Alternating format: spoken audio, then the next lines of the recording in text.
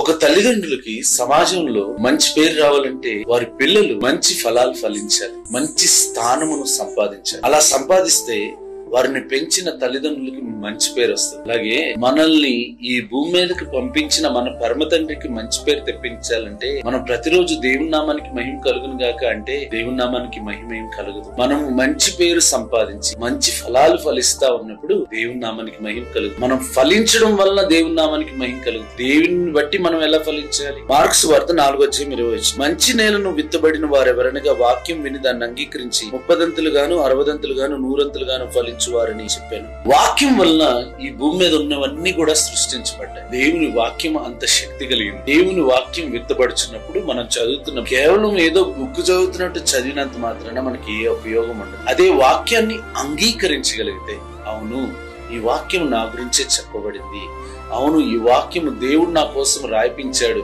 అని అంగీకరించగలిగితే మనం ఫలిస్తాం. భూమి మీద ఒక విత్తనం విత్తినప్పుడు భూమికి ఆ విత్తనానికి పడలేదనుకోండి, ఆ విత్తనం ఎప్పటికి కూడా ఫలించదు. అదే భూమి ఆ విత్తనాన్ని యాక్సెప్ట్ చేస్తే విస్తారంగా ఫలిస్తుంది. యేసుక్రీస్తు వారు చెప్పిన మాటలు ఒకసారి జ్ఞాపకం చేసుకున్నాం.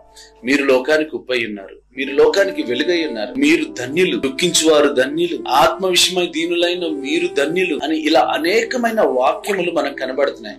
ఈ వాక్యాలన్నింటినీ మనం అంగీకరించాలి. ఎస్, నా కోసమే అని అంగీకరించగలిగితే ఆ వాక్యము మన జీవితంలో ఫలిస్తుంది. మనం ఫలించడం వలన దేవుని నామానికి మహిమ కలుగుతుంది. వాక్యాన్ని అంగీకరించి 30దంతులుగా 60దంతులుగా 100ంతులుగా ఫలించుదుముగాక. God bless you. Praise the lord.